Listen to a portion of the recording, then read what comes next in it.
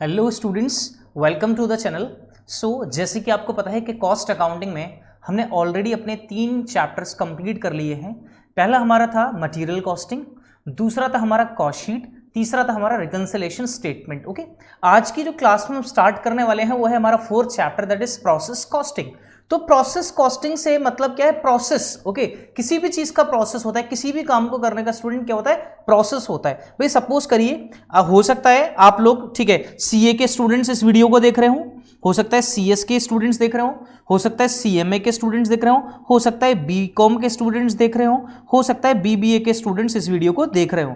तो इसका मतलब क्या है? CA, CS, CMA, BCom, BBA करने का एक प्रोसेस है। क्या है? एक प्रोसेस है। ठीक है, अगर आप देखिए, अगर सीए, सीएस, सीएमए है, अगर आप किसी भी साइड से हैं एक्सेप्ट फाइन आर्ट्स तो आप इन कोर्स को कर सकते हैं, लेकिन बीकॉम करने के लिए आपको क्या होना चाहिए? 11th और 12th आपका किससे होना चाहिए? कॉमर्स से होना चाहिए। क्या होना चाहिए? कॉमर्स से 11th 12th आपका होना चाहिए। तो किसी भी काम को करने का एक प्रोसेस है। अगर आप सीए में हैं तो मैं यहां से एग्जांपल ले लेता हूं सीए का। तो सीए में कुछ स्टेजेस हैं। सीए में पहली स्टेज क्या है? पहली स्टेज है फाउंडेशन।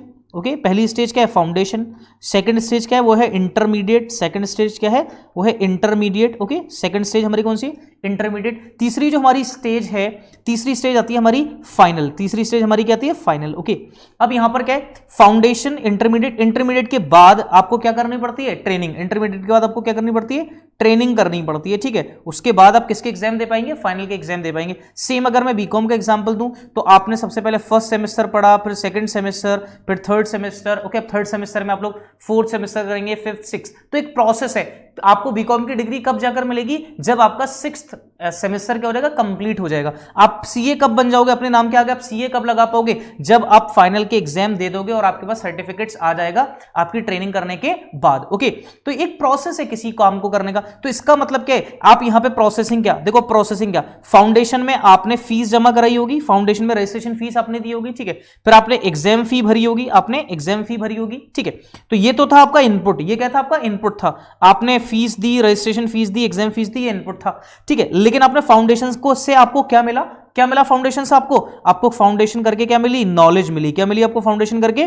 नॉलेज मिली। तो नॉलेज आपका क्या हो गया? आउटपुट। ठीक है, आउटपुट। सेम फर्स्ट सेमेस्टर में बीकॉम की आपने क्या करा? फर्स्ट सेमेस्टर में आपने फर्स्ट सेमेस्टर की क्या दी? फी दी, आपने हॉस्टल चार्जेस दिए, कन्वेंस थे, ठीक है, बहुत सारे खर्चे होते हैं, कोचिंग की फीस दी, ट्यूशन की फीस दी, इतनी सारी चीजें आपने दी। तो वो सब क्या है? आपका इनपुट है। वो सब क्या है? आपका इनपुट। और आपको आउटपुट क्या मिला? आपको आउटपुट क्या मिला? नॉलेज मिली होगी। ठीक है, सेम फिर हम आते हैं किस पे? मान लो इंटरमीडिएट पे। तो इंटरमीडिएट में हमने क्या करा? इंटरमीडिएट की फीस अलग से दी। ठीक है, इंटरमीडिएट में कोचिंग्स ली तो इसकी अलग से पेमेंट करा, कन्वेंस अलग हुए, हमारे आने जाने के खर्चे बहुत ज्यादा हुए। ठीक है, तो ये सारी चीजें ये फिर हमारी क्या बन गई? इनपुट बन गई। ठीक है, फिर हमें इंटरमीडिएट में क्या आउटपुट मिला? अगेन क्या मिली? हमें नॉलेज मिली। ठीक है, फिर हमने क्या करा? ट्रेनिंग दी। तो ट्रेनिंग में भी फॉर्म वगैरह भरने की फीस होती है हमारी। ओके, फिर हम किस में आ गए? फाइनल में। तो फाइनल करने के बाद हमें क्या मिलती है? एक डिग्री मिलती है। ठीक है, फाइनल करने के बाद डिग्री। ओके, ऐसे ही प्रोसेसिंग होगी किसकी? गुड्स की। किसकी प्रोसेसिंग होगी? गुड्स की।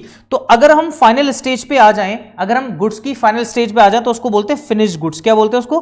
फिनिश्ड गुड्स बोलते हैं। क्या बोलते हैं? Finished goods. तो फिनिश्ड गुड्स हमको कब मिलेगा? बिल्कुल लास्ट प्रोसेस में। सीए का लास्ट प्रोसेस क्या है? फाइनल अटेम्प्ट देने के बाद, एग्जाम क्लियर करने के बाद हमारा क्या हो जाएगा? बिल्कुल फाइनल होगा, इसलिए क्या है? वो फिनिश्ड गुड्स है। सेम बीकॉम की डिग्री हमें कब अलॉट होगी? जब हम 6 सेमेस्टर दे देंगे, थर्ड ईयर क्या कर लेंगे? कंप्लीट कर लेंगे, तो हमें किसकी डिग्री मिल जाएगी? हमें बीकॉम की डिग्री अलॉट कर दी जाएगी। तो किसी भी काम को करने का स्टूडेंट एक प्रोसेस होता है। ठीक है, ऐसी डायरेक्टली कोई भी चीज नहीं होती, पहले प्रोसेसिंग होती है इसकी। लाइक आप एटीएम से पैसे निकालते हो तो एटीएम फौरन तो आता नहीं है। ठीक है, फिर लिखता है your transaction has been processing. ठीक है, कि आपकी ट्रांजैक्शन अभी प्रोसेस में है, तो आपकी ट्रांजैक्शन प्रोसेस कर रही है। ठीक है, तो किसी भी चीज को प्रोसेस करने का आपने इनपुट दिया, कहता है ना, अपना इनपुट डालिए, मतलब जो पिन है आपका, पासवर्ड है 4 डिजिट का, आप क्या डालते हैं? पासवर्ड डालते हैं, वो इनपुट है। आउटपुट आपके पास क्या आता है? जो कैश आप जितना अमाउंट क्या कर रहे हैं वहां से विड्रॉल कर रहे हैं, तो वो आपका क्या होता है? आउटपुट। ओके, तो आपका आउटपुट किसके ऊपर डिपेंड करेगा? जो आपने इनपुट दिया है। जो आपने इनपुट, अगर आपने लिखे थे वहां पे 5000 रुपीज, आपको क्या करने? 5000 रुपीज आपको निकालने हैं। ठीक है, इनपुट दिया आपने 5000, आपने लिखा इनपुट दिया, तो क्या 2000 रुपए आएंगे? क्या 5000 से ज्यादा आएंगे? कितने आएंगे? 5000 ही आएंगे। तो आपका आउटपुट किसके ऊपर डिपेंड करेगा? जितना आपने उस पर क्या लगाया? इनपुट लगाया। ठीक है, आपने बीकॉम किया तो 6 सेमेस्टर में आपके पास बीबीए या फिर बीए की डिग्री नहीं आएगी, आपके पास किसकी डिग्री आएगी? बीकॉम की। अगर आपने सीए फाइनल किया तो आपके पास डिग्री किसकी आएगी? सीए फाइनल की आएगी। तो जो इनपुट है वैसे ही आपको क्या मिलेगा? उसी के अकॉर्डिंग क्या मिलेगा? आपको आउटपुट मिलेगा। ठीक है, अब देखिएगा, अब इसका एक अकाउंट अगर हम बनाए तो कैसे बना सकते हैं? अगर हम बात करें कि इसका अकाउंट कैसे बना सकते हैं, तो बहुत सिंपल है इसका अकाउंट बहुत सिंपल है स्टूडेंट, ओके। बहुत बारीकी से समझना, बहुत अच्छे से इंटरेस्टिंग चैप्टर है, ठीक है। तो देखिएगा हमारे पास क्या क्या यहाँ पे कॉलम हो सकते हैं। तो हमें प्रोसेस अकाउंट बनाना पड़ता है बेसिकली। तो आपको पता ही अकाउंट का मतलब क्या है, हम लेजर की बात करें, किसकी बात करें, लेजर की बात करें, ठीक है। तो मैंने यहाँ पे लिखा प्रोसेस अकाउंट, मैंने यहाँ पे लिख दिया हम क्या बनाएंगे, हम प्रोसेस अकाउंट बनाएंगे। क्या बनाएंगे, हम प्रोसेस अकाउंट बनाएंगे, ठीक है, प्रोसेस अकाउंट, ओके। ये हमारे पास आ गया, हमारे पास आ गया यहाँ पे कॉस्ट प्राइस पर यूनिट। यहां पर हमारे पास क्या आ जाएगा, टोटल। मान लीजिए क्या आ गया हमारे पास, टोटल। एक कॉलम भले ही हम एक और बना सकते हैं, नंबर ऑफ यूनिट्स का। हम किसका कॉलम बना सकते हैं, यूनिट्स का भी कॉलम हम यहां पे बना सकते हैं, ठीक है। यूनिट्स का मैंने एक छोटा सा कॉलम यहां पर प्रिपेयर कर दिया, units, okay, cost per unit, और यहां पे हमारे पास क्या आ जाएगा, टोटल, ओके। ये हमारे पास पर्टिकुलर्स का कॉलम है, ये भी हमारे पास किसका, पर्टिकुलर्स का कॉलम है, ओके। तो ये पर्टिकुलर्स के कॉलम हो गए, बाकी हमने 3 कॉलम और प्रिपेयर कर दिए, ओके। अब जैसे आपने कहा इनपुट, अब आपको इनपुट देना है, तो इनपुट किस साइड में रिकॉर्ड होगा, डेबिट साइड में। इनपुट किस साइड में रिकॉर्ड होगा, डेबिट साइड में, ठीक है। कितना इनपुट आप डाल रहे हैं, तो इसका मतलब रॉ मटेरियल। तो सबसे पहले आप रॉ मटेरियल डालेंगे, तो 2 रॉ मटेरियल क्या आएगा आपके पास, सबसे पहले रॉ मटेरियल। अब आपको पता है रॉ मटेरियल अगर आप लेकर आते हो तो रॉ मटेरियल क्वांटिटीज में आता है, किसमें आता है, क्वांटिटी। तो इसका मतलब यूनिट्स, ठीक है, यूनिट्स। तो इसमें यूनिट होंगे और उसका कॉस्ट प्राइस पर यूनिट होगी, और उसका हम क्या रिकॉर्ड कर देंगे, टोटल रिकॉर्ड कर देंगे। ये तो हो गया हमारा रॉ मटेरियल। अगर हो सकता है अगर हमसे किसी और प्रोसेस से स्टार्ट करा रहे क्वेश्चन, तो इसका मतलब यहां पे हम लिख सकते हैं वहां पे टू बैलेंस ब्रॉट डाउन, इस तरीके से भी हम लिख सकते हैं, ओके।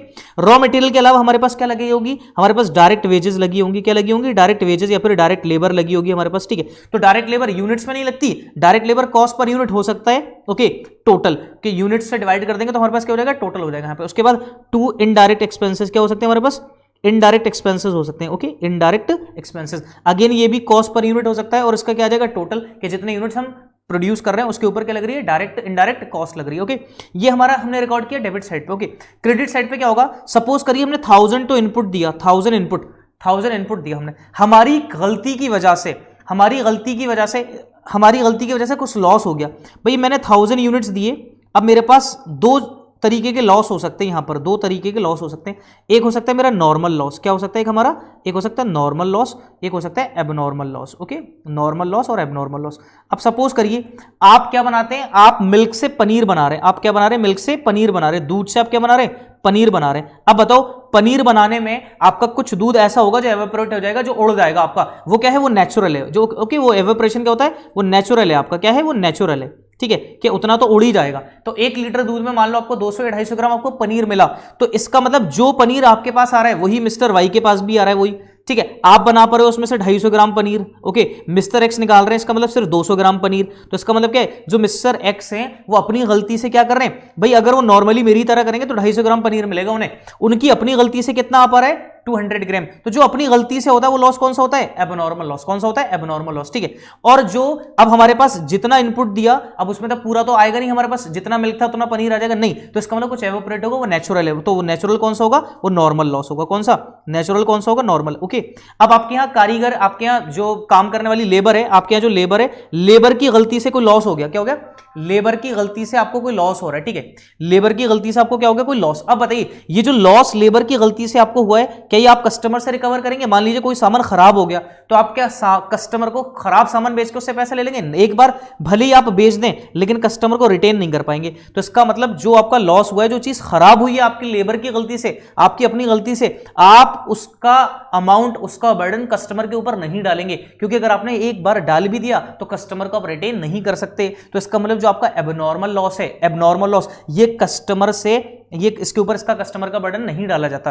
एबनॉर्मल लॉस का बर्डन कस्टमर के ऊपर नहीं आता। लेकिन हाँ, जो नॉर्मल लॉस है, तो आप पनीर 250 ग्राम निकला है, तो वो किससे करोगे, वो किससे करेंगे हम, ये किससे कवर करेंगे, ये कस्टमर से कवर करेंगे, क्योंकि भाई ये तो नेचुरल है, ये तो होता ही है ऐसा। Are you getting my point. तो हमें 2 लॉस मिल सकते हैं, एक नॉर्मल लॉस और एक एबनॉर्मल लॉस। तो हमने यहां पे लिखा बाय एबनॉर्मल लॉस। अब आप सोच रहे होगे कि सर ये तो एक अकाउंट है, ठीक है, ओके, और बेसिकली ये एक नॉमिनल अकाउंट है। कि सर नॉमिनल अकाउंट है तो नॉर्मल लॉस क्रेडिट साइड में क्यों आ रहा है। क्रेडिट साइड में स्टूडेंट इसलिए आ रहा है, हमने इनपुट दिया था 1000, मान लो 100 यूनिट्स का लॉस हो गया हमारा, 100 यूनिट्स का। तो अगर मैंने इस 100 यूनिट्स को डेबिट पे लिख दिया, तो डेबिट पे यूनिट्स कितने हो जाएंगे, यूनिट्स कितने हो जाएंगे 1100। तो यूनिट्स को तो कम करना है, 1000 में से कितने का लॉस हो गया, 100 का। तब कितने बचेंगे, क्रेडिट साइड पे 900 बचेंगे। Are you getting my point. तो इसके यूनिट्स भी गिवन होंगे, कॉस्ट पर यूनिट अगर कुछ रिकवर हो पा रही है, अगर मान लीजिए हम इसको अगर इसके लिए हमारे पास स्क्रैप में बेच देते हैं, जो हमारे पास लॉस हुआ तो उसको स्क्रैप में बेच दिए, तो यहाँ पे टोटल अमाउंट भी लिख सकते हैं। उसके बाद हमारे पास क्या हो सकता है, बाय एबनॉर्मल लॉस, इसको हमें कैलकुलेट करना पड़ेगा। ओके, ये भी क्वांटिटी में हुआ होगा, इसको कैलकुलेट करके यहाँ पे इस का टोटल लिख देंगे। अब हमारे पास जो लास्ट में बचेगा, हमारे पास मान लो ये 50 यूनिट्स हैं, तो 1000 में से 150 यूनिट चलेगा, तो हमारे पास कितने बचेंगे, 850। तो जो 850 यूनिट्स हैं, इनको मैं नेक्स्ट प्रोसेस में क्या कर दूंगा, ट्रांसफर कर दूंगा। क्या कर देंगे, नेक्स्ट प्रोसेस में ट्रांसफर बाय प्रोसेस 2। प्रोसेस 2 में मैंने क्या कर दिया, इसको ट्रांसफर कर दिया। तो इसका मतलब क्या है, जो प्रोसेस 1 का आउटपुट है, भाई ये क्या है, आउटपुट है, मैं आउटपुट भी लिख सकता हूं इसको। ये प्रोसेस 1 का क्या आउटपुट, तो ये प्रोसेस 1 का आउटपुट प्रोसेस 2 का क्या बन जाएगा, इनपुट बन जाएगा। तो ये कॉस्ट जब हम प्रोसेस 2 अकाउंट बनाएंगे तो उसके किस साइड में रिकॉर्ड हो जाएगी, डेबिट साइड में इसको हम रिकॉर्ड कर देंगे। उसकी अगेन अगले प्रोसेस में कुछ लेबर लग रही होगी, कुछ और अदर एक्सपेंसेस होंगे, वो अलग से रिकॉर्ड करेंगे। ठीक है, फिर तीसरे हम प्रोसेस में चले जाएंगे। तो तीसरे प्रोसेस में मान लीजिए जाकर अगर हमारा गुड्स बन जाता है, तो तीसरे प्रोसेस में फिर हम ट्रांसफर नहीं लिखेंगे, तो वहां पे क्या कैसे क्लोज करेंगे, बाय फिनिश गुड्स, कि ये गुड्स अब बनकर क्या हो गया, तैयार हो गया। तो ये होता है फिनिश गुड्स। ओके, इस तरीके से हम क्या प्रिपेयर करेंगे स्टूडेंट्स, प्रोसेस अकाउंट हम प्रिपेयर करेंगे। ठीक है, आई होप ये आपको इतना समझ में आ गया हो। ठीक है, आपकी ही बुक का एक क्वेश्चन लेते हैं, बेसिक सा क्वेश्चन, उसको सॉल्व करते हैं, फिर देखिएगा आपको सारी चीजें और भी अच्छे से क्लियर होंगी। ठीक है, तो देखिएगा, आइए देखते हैं हम लोग नेक्स्ट। ओके, हम अपना क्वेश्चन देख लेते हैं आपकी बुक से ही। ओके, देखिएगा हमारे पास ये क्वेश्चन है, क्वेश्चन आपको दिखाई भी दे रहा होगा, आपकी बुक का पहला ही क्वेश्चन है। आ प्रोडक्ट पासिस थ्रू 3 प्रोसेस, एक प्रोडक्ट है, कितने प्रोसेस है होकर गुजर रहे, 3 प्रोसेस है। ओके, ड्यूरिंग मार्च कितने फिनिश गुड्स बनाने, 1000 finish units were produced with the following expenditure. 1000 finish goods करने, हमें मैन्युफैक्चर प्रोड्यूस करने, क्या क्या एक्सपेंडिचर है, प्रोसेस ए की कॉस्ट है, प्रोसेस बी की कॉस्ट है, प्रोसेस सी की कॉस्ट है। भाई जैसे आपको शर्ट बनानी है, तो शर्ट बनाने के लिए सबसे पहले आपको कपड़ा लेकर आना पड़ेगा। ठीक है, कपड़ा लाकर कपड़े की कटिंग करनी पड़ेगी, कटिंग करने के बाद आपको क्या करना है, टेलरिंग को देना है, टेलरिंग के बाद शर्ट बनेगी, फिर उसमें आपका बटनिंग होगी, फिर उस पर आयरनिंग होगी, फिर उसकी फिनिशिंग होगी। तो there are various process. Okay, हर एक की अपनी अपनी अलग अलग कॉस्ट है। ओके, हर एक कोई बंदा एक काम नहीं करेगा, कोई कटिंग वाला अलग है तो वो अलग ही होगा, कोई बटन लगा रहा है उसमें तो बटन लगाने वाला अलग होगा, कोई स्टिच कर रहा है तो स्टिचिंग करने वाला क्या होगा, बिल्कुल अलग होगा, कोई पैकिंग करने वाला तो पैकिंग करने वाला क्या होगा, बिल्कुल अलग होगा। तो अलग अलग प्रोसेस होते हैं किसी भी एक काम को करने के लिए। ठीक है, तो यहां पर हमारे पास डायरेक्ट मटेरियल, डायरेक्ट लेबर दे रखा है। आगे हमारे पास कह रहा है overhead expenses amounted in all to rupees 6000। Okay, जो टोटल हमारे पास ओवरहेड एक्सपेंसेस है, इनडायरेक्ट एक्सपेंसेस, वो टोटल हमें गिवन है कितना, 6000 rupees.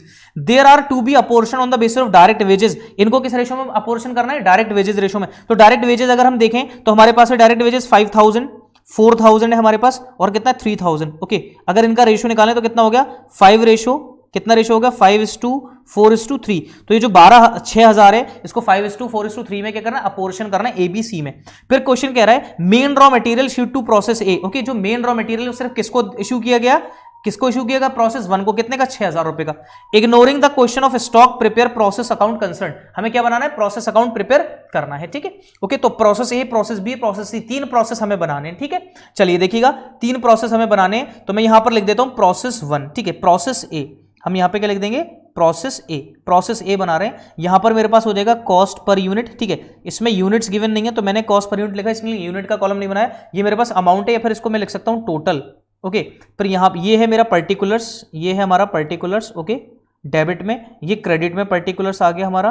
Okay, same cost price per unit, उसके बाद या तो टोटल या फिर यहाँ पे रुपीज। ओके, अब देखिएगा ये प्रोसेस ए है, तो मेन रॉ मटेरियल सिर्फ कहां पे इशूड हुआ है, प्रोसेस ए में। तो यहां पे लिख दिया हमने टू मेन रॉ मटेरियल। ठीक है, टू मेन रॉ मटेरियल, मैंने ब्रैकेट में लिख दिया, ये मेन रॉ मटेरियल की बात कर रहे हैं यहाँ पे। और मेन रॉ मटेरियल कितना था हमारे पास, मैं बुक में देख रहा हूं, आप लोग बुक में देखते रहे, मेन रॉ मटेरियल कितने का हमारे पास, 6000 रुपीज का इशूड किया गया, तो मैंने लिख दिया यहाँ पे 6000 rupees. Okay, cost per unit अगर देखें तो क्वेश्चन ने कहा था 1000 फिनिश गुड्स बनाने, 1000 फिनिश गुड्स, लेकिन इसमें नॉर्मल और एबनॉर्मल लॉस कुछ नहीं हुआ। तो इसका मतलब अगर मेरे पास 1000 यूनिट की अगर मैं बात कर रहा हूं, 1000 यूनिट की, तो मैंने यहाँ पे 1000 यूनिट्स लिख दिया। ठीक है, ये 1000 यूनिट्स हैं, तो 1000 यूनिट के लिए कितनी कॉस्ट है टोटल, 6000। तो एक यूनिट की कॉस्ट कितनी होगी, ₹6। एक यूनिट की कॉस्ट कितनी होगी, ₹6।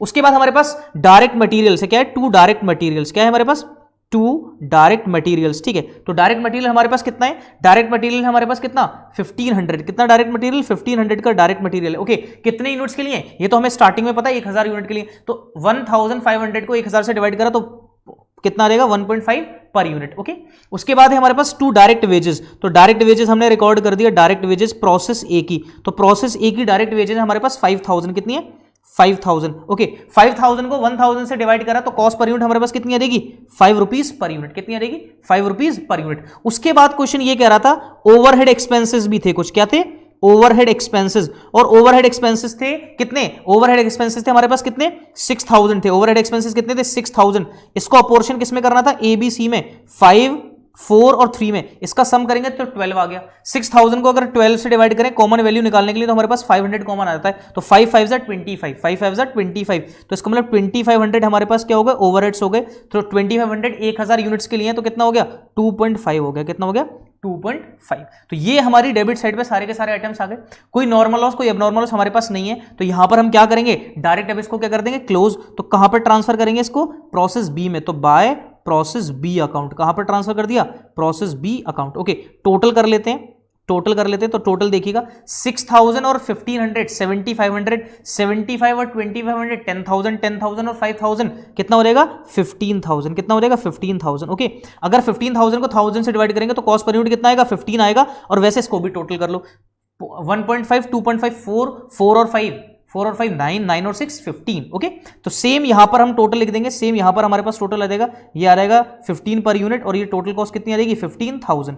क्लियर, ये बन गया हमारा प्रोसेस ए अकाउंट। तो जो प्रोसेस ए का क्लोजिंग है ओके 15 कितना था हमारे पास 15 पर यूनिट था। ओके टोटल कॉस्ट कितनी थी 15,000। तो जो प्रोसेस ए का क्या है आउटपुट, ये क्या है प्रोसेस ए का आउटपुट है, तो ये प्रोसेस बी का क्या बन जाएगा इनपुट बन जाएगा। इसको कहां रिकॉर्ड ले आएंगे, इसको डेबिट, यहां पे जो क्लोजिंग है वो प्रोसेस बी का क्या बनेगा ओपनिंग बनेगा। ठीक है अब हम बना रहे हैं प्रोसेस बी अकाउंट, कौन सा अकाउंट बना रहे हैं हम प्रोसेस बी अकाउंट, तो यहां पे मैं लिख देता हूं प्रोसेस बी अकाउंट। ठीक है process B account, okay process B account. यहां पर कॉस्ट प्राइस पर यूनिट है, यहां पर हमारे पास टोटल अमाउंट है। ठीक है यहां पर भी कॉस्ट प्राइस पर यूनिट है, यहां पर हमारे पास क्या है total amount. Okay total amount ठीक।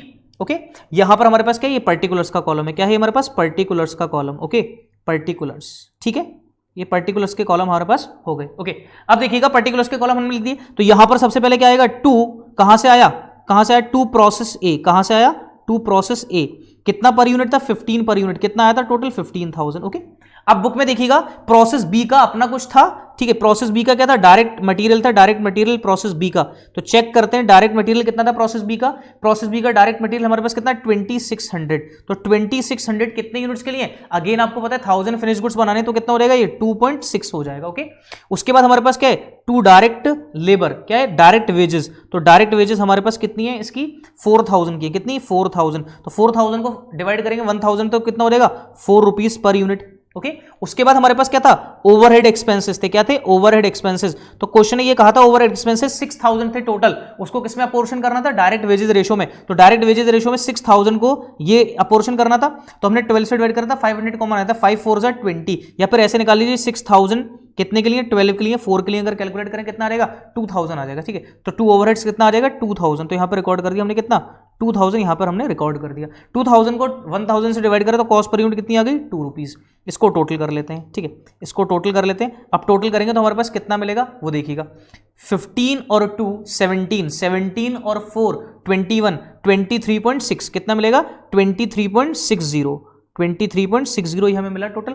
ठीक है अगर इसको टोटल करेंगे तो 23.60 अगर 1000 से मल्टीप्लाई करो तो 23,600 होता है। टोटल भी करके देख लें 15 और 2 17, 17 और 4 21, 23,600 कितना होगा 23,600। ओके यहां पर कोई एबनॉर्मल कोई नॉर्मल लॉस नहीं है, तो यहां पे इसको क्लोज करेंगे। ओके क्लोज करेंगे तो किस नाम से आएगा बाय प्रोसेस सी अकाउंट, कहां पर ट्रांसफर कर रहे हैं प्रोसेस सी में। ठीक है कॉस्ट पर यूनिट कितनी आ गई 23.6, और यहां पर टोटल हमारे पास कितना आ रहा है 23,600। सेम टोटल कहां लिख देंगे इधर साइड में रिकॉर्ड कर देंगे 23.60 और 23,600 ये हमारे पास टोटल आ गया। तो जो प्रोसेस सी का क्या है प्रोसेस बी का जो क्या है आउटपुट, प्रोसेस बी का जो आउटपुट है वो प्रोसेस सी का क्या बनेगा इनपुट बन जाएगा। तो किस साइड में रिकॉर्ड होगा ये डेबिट साइड में रिकॉर्ड होगा। ठीक है अब हम आ रहे हैं प्रोसेस सी पर, कहां पर आ रहे हैं अब हम प्रोसेस सी, तो देखिएगा प्रोसेस सी पर अब हम आते हैं, तो यहां पे मैंने लिखा प्रोसेस सी।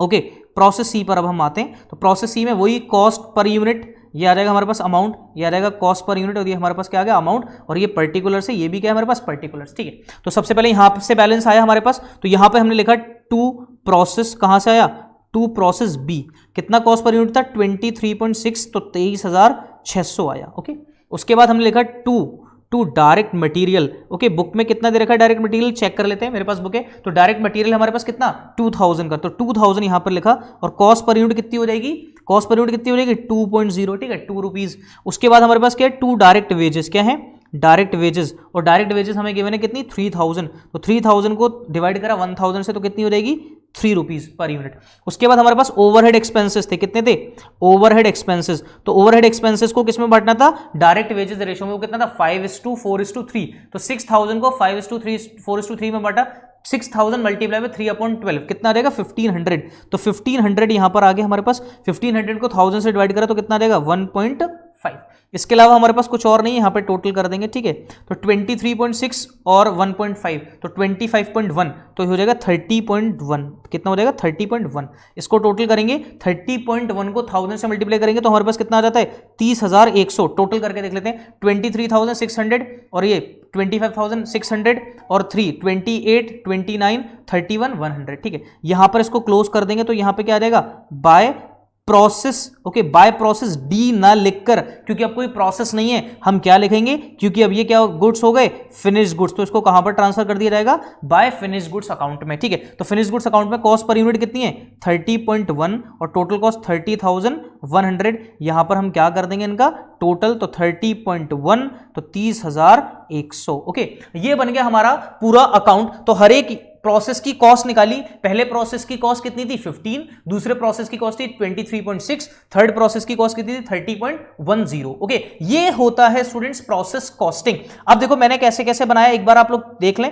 ये था हमारे पास प्रोसेस 1, तो प्रोसेस 1 में हमने कैसे किया, क्योंकि उसमें एक मेन रॉ मटेरियल था, उसके अलग ट्रीटमेंट, बाकी सबको जैसे हमारे पास गिवन था वो सारी वर्किंग करी। ये एक सिंपल सा क्वेश्चन था, इस सिंपल से क्वेश्चन में आपके पास कुछ और नॉर्मल लॉस एबनॉर्मल लॉस का कोई भी आइटम्स नहीं थे आपके पास, ठीक है। ये प्रोसेस ए हो गया, उसके बाद हमने बनाया प्रोसेस बी, फिर हमने बनाया प्रोसेस सी। ओके, तो आंसर एक बार चेक कर लेते हैं, टैली कर लेते हैं कि भाई हमने क्या क्वेश्चन था हमारे पास। तो हमारे पास प्रोसेस ए का आंसर आ रहा है 15, प्रोसेस बी का आ रहा है 23.6, प्रोसेस सी का आ रहा है 30.10, ठीक है। तो इस तरीके से हमने तीनों प्रोसेस प्रिपेयर कर लिए। आई होप स्टूडेंट आपको वीडियो पसंद आई हो, आपको ये पूरा प्रोसेस जो मैंने अकाउंट बनाया वो सारा का सारा अच्छे से समझ में आया।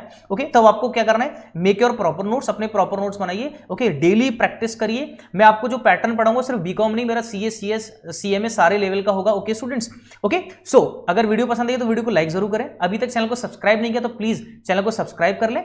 ओके, सो नेक्स्ट वीडियो में मिलेंगे नेक्स्ट पार्ट के साथ। Okay, thank you students, thank you very much.